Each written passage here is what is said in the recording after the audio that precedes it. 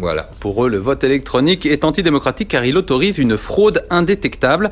Même pas vrai, disent les fabricants de machines à voter. Comment ça, pas vrai? Ah, c'est ce qu'on va voir, c'est exclamé Rob Grengricht. Grengricht, c'est un Hollandais, un informaticien hollandais, un tout petit peu hacker sur les bords et qui a bricolé la machine à voter électronique. C'est tout vu, il a piraté une machine à voter un modèle NEDAP, le modèle national en Hollande et aussi celui qui est le plus répandu en France. Nous partons donc à Amsterdam avec Olivier Gangloff pour une petite démonstration privée de fraude électorale. These machines weigh 28 kilograms.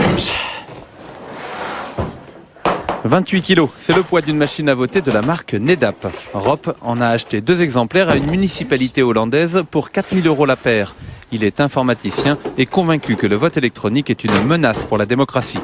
Il a donc décidé de montrer que le système est piratable. There we go.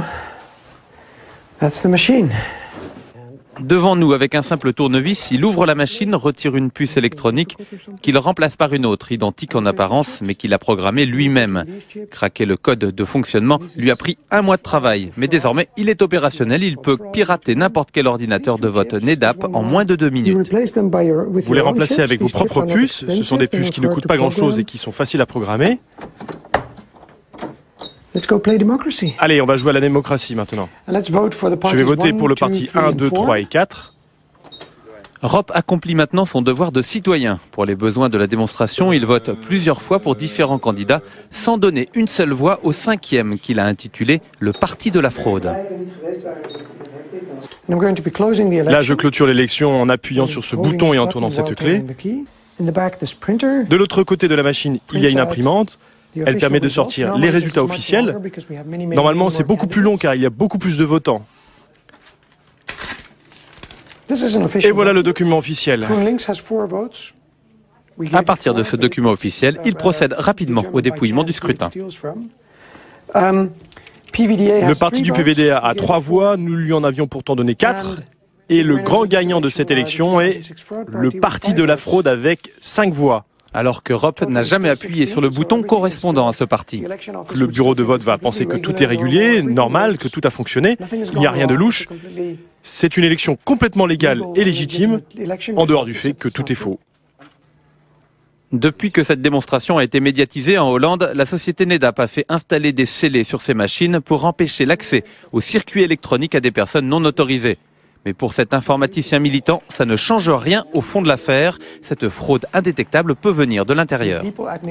Les gens de NEDAP ou les importateurs en France, par exemple, ils ont accès à ces machines en permanence. Ils changent régulièrement les puces pour actualiser les logiciels nouvelles versions. Aux Pays-Bas, suite aux exploits de Rob Grengricht, une commission nationale a été mise en place. Lui est convaincu que son pays va abandonner le vote exclusivement électronique. L'Irlande, devenue suspicieuse, a remisé au placard les 7500 machines qu'elle avait commandées à NEDAP en 2004. En France, le nombre d'électeurs appelés à voter sur des ordinateurs augmente à chaque élection. Le 22 avril prochain, vous serez 1 million à faire confiance à une machine électronique. Eh ben.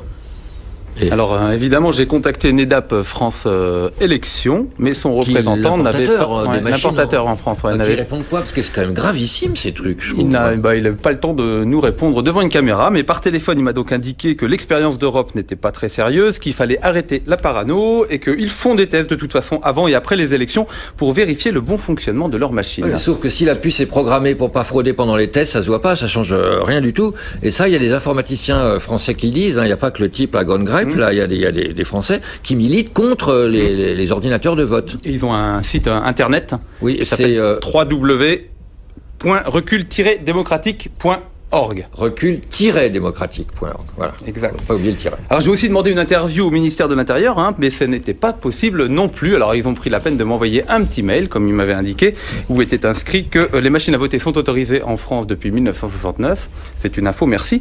Et qu'il n'y avait jamais eu de contentieux en France et que des contrôles rigoureux sont effectués par un organisme indépendant. Tout le monde est rassuré donc.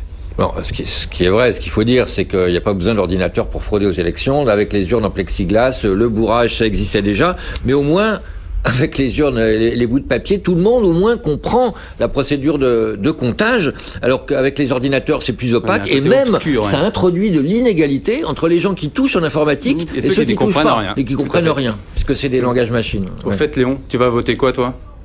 Secret défense, Raph, pourquoi? Secret défense, moi je connais quelqu'un qui va pouvoir me le dire, on écoute. Écoutez, ça c'est le parti chrétien-démocrate parce que le mot contient un accent. C'est le moyen le plus facile. Ça, ce sont les autres partis, ils ne contiennent pas d'accent. C'est vraiment facile. Ces variations que vous entendez, elles contiennent toutes les infos que vous tapez sur le tableau. Avec cette machine, vous pouvez recevoir le signal à distance. Avec une antenne suffisamment grande, on peut capter le signal à partir de la rue. C'est rigolo quand même l'électronique. Le coup des accents, ouais. Et du coup, NEDAP a retiré les caractères spéciaux, les accents dans les bulletins électroniques pour éviter une Sauf détection. Que si on enlève les accents des noms, c'est apparemment plus difficile de les coder, mais on peut quand même en le faisant plus finement. Bon, voilà pour le vote électronique.